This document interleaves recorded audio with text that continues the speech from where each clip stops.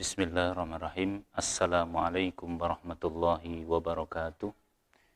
Alhamdulillahirabbil alamin wal 'aqibatu lil muttaqin la udwana illa 'alal zalimin. Wassalatu wassalam ala asyrafil anbiya'i wal mursalin wa ala alihi wa sahbihi wa man tabi'ahum ila yaumiddin. Amma ba'du.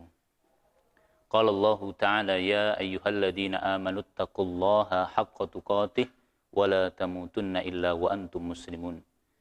Muslimin, muslimat dimanapun kalian berada, yang pertama-tama kita sangat bersyukur kepada Allah Subhanahu wa Ta'ala karena kesempatan kali ini kita masih diberi kesempatan oleh Allah Subhanahu wa Ta'ala, terkhusus kita masih diberi kesempatan bertemu dengan bulan Ramadan.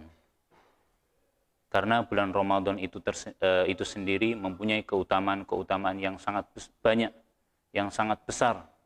Di antaranya seperti pintu-pintu surga dibuka, pintu-pintu neraka ditutup, para setan-setan itu dibelenggu, dan lain-lainnya.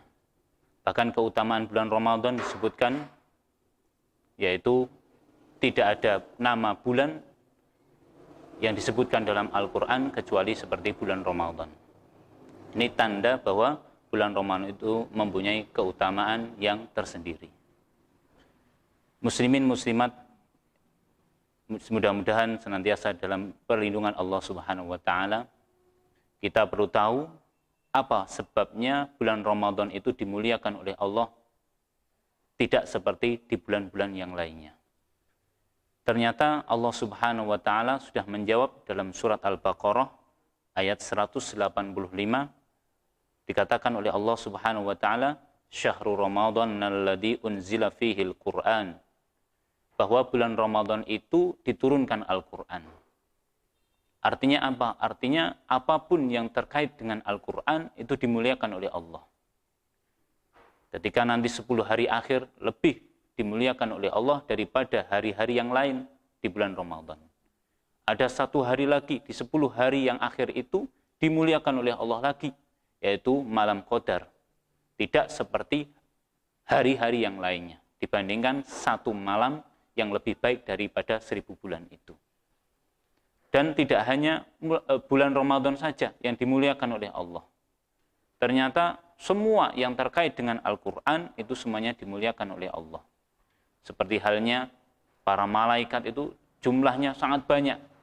Ternyata hanya malaikat Jibril itu yang dikhususkan, dimuliakan oleh Allah Subhanahu wa Ta'ala, karena ternyata malaikat Jibril itu ada kaitannya dengan Al-Quran. Yang diamanati oleh Allah Subhanahu wa Ta'ala menyampaikan Al-Quran, menyampaikan kalam Allah kepada Rasulullah Muhammad SAW. Kemudian Rasulullah Muhammad SAW juga seperti manusia, seperti kita ini, seperti manusia biasa. Tetapi Rasulullah itu dimuliakan oleh Allah. Orang yang terbaik di antara manusia yang terbaik adalah Rasulullah Muhammad SAW. Tapi Rasulullah Muhammad SAW ini dimuliakan, dilebihkan daripada manusia-manusia biasa. Kenapa? Karena Rasulullah itu yang menerima wahyu Al-Quran ini. Artinya, sekali lagi saya ulangi, apapun yang terkait dengan Al-Quran itu dimuliakan oleh Allah Subhanahu wa Ta'ala. Ini sangat cocok dengan apa yang dikatakan oleh Nabi SAW yang diriwayatkan oleh Imam Muslim. Innallaha yarfa'u bihadzal kitab aqwaman. Sesungguhnya Allah meninggikan derajat beberapa kaum dengan sebab kitab ini. Wa yada'u bihi akharin. Dan Allah merendahkan derajat yang lainnya, kaum-kaum yang lainnya dengan sebab kitab ini.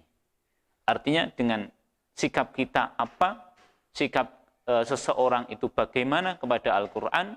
Kalau kita memuliakan Al-Quran, kita mau mempelajari Al-Quran, mengamalkan Al-Quran, kita akan dimuliakan oleh Allah.